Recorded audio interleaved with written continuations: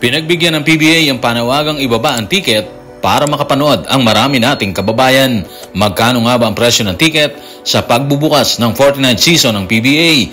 Ang Gilas Pilipinas tuluyan ang umakyat sa world ranking ng FIBA matapos ang kampanya sa OQT kung saan pinayukod nila ang Latvia sabay pasok sa semis. Tutukan po natin ang lahat ng yan, pero bago yan, hihingi po tayo ng isang subscription sa lahat ng dumadaan sa ating munting channel kung nagugustuhan nyo ang ating palabas.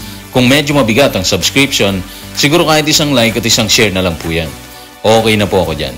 Maraming salamat. Matagal nang panawagan ng fans na ibaba ang presyo ng tiket sa bawat laro para maibsan ang tagtuyot na nangyayari sa PBA. Ang panawagan ay tila nakarating na sa pamunuan. Narito ang kabuuang pahayag. Tutukan natin si Chairman Ricky Vargas sa report ni Mark Escarlote ng Daily Tribune. Sa opening day, ang mga tiket ay magiging 49 pesos na lang para sa lahat ng darating at manonood. Sa opening day kasi, karaniwan ng maraming dumarating na fans para panoorin ang laban. Wow, malaking bagay po ito, diba? Doon sa mga pupuntang fans para panoorin ang opening ng PBA. Ma-remind lang po natin, ang opening is ngayong August 18. Ngayong linggo na po yan. Ibig sabihin halos libre na po ito kasi 49 pesos na lang po siya yung ticket. So kung malapit ka sa venue, go ka na lang ngayong linggo kasi minsan lang mangyayari yan. Paraan na rin siguro ng PBA ito para mag-give back sa fans na walang sawang tumatangkilik pa rin kahit maraming option ang lahat para manood ng bakbakan, di ba?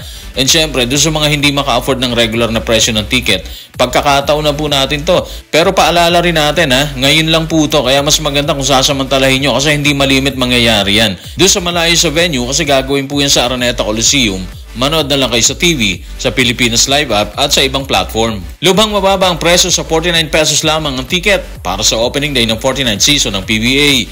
Kaya naman ang katanungan ng lahat, paano sila nakarating sa ganong desisyon? Narito ang paglalahad ni Chairman Ricky Vargas sa isyong yan. Tutukan natin siya sa report ni Mark Escarlote ng Daily Tribune. Dahil ika-49th season na, naisip ng PBA Board bakit hindi tayo gumawa ng espesyal para sa opening. Dahil ika-49 na natin, na pagkasunduan ng board na ang lahat ng ticket, first come, first serve, upper box and above, magiging 49 na yan. Ayun na nga yun, naisip nila na siguro kailangan muna magbigay tayo sa fans kasi kahit sabihin natin na matumal ang operasyon nila ngayon, bunga ng maraming issue kahit paano naman kasi nakakasurvive sila or yung PBA. Ulitin natin guys 49 pesos po yan. Yun na nga, first come first serve basis po yan Kung wala ka ng ticket na madatnan, maalas mo na lang. Kaya siguro agahan nyo kung plano nyong manood ng live sa venue. Minsan lang mangyayari yan. Araneta pa upper box and above po yan. Actually para sa akin at siguro para sa ating lahat na rin, masasabi natin na maganda yung nagiging trato nila ngayon. Binibigyan talaga nila ng magandang opportunity yung fans na makarating sa venue na hindi nag-aalala sa bulsa nila, di ba? Sana madalas gawin nila to. Ang Pinoy naman kasi kapag nakita nila na nagbibigay ka, sinusuklian nila yan.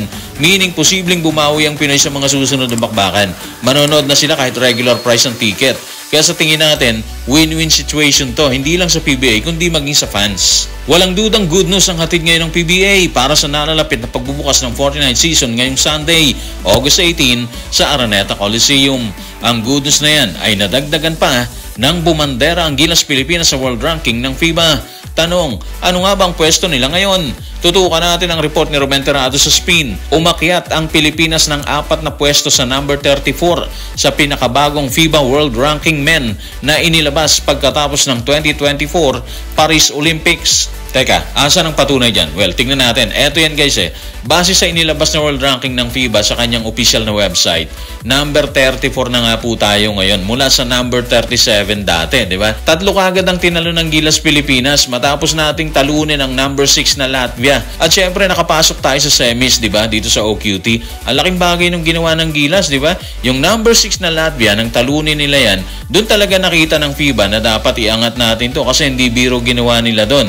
Para talunin mo yung recognized worldwide na Latvia, sobrang achievement yun. Bukod dyan, nakita din nila na hindi tayo basta-basta tinalo ng Georgia. Imagine, meron silang Goga Bitadze at Mamu Kilasvili. Tapos, tinalo lang ang Gilas sa konting lamang. And syempre, hindi nila nakuha ang semis kahit nanalo sila. Kasi nga, kailangan nilang talunin ng Gilas by 19 points. Kung umakyat ng 3 pwesto ang Gilas Pilipinas sa world ranking ng FIBA, makikita namang bumaba ng 3 pwesto ang Latvia.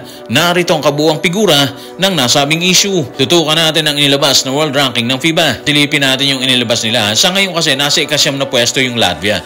Ibig sabihin, bumaba sila ng 3 pwesto.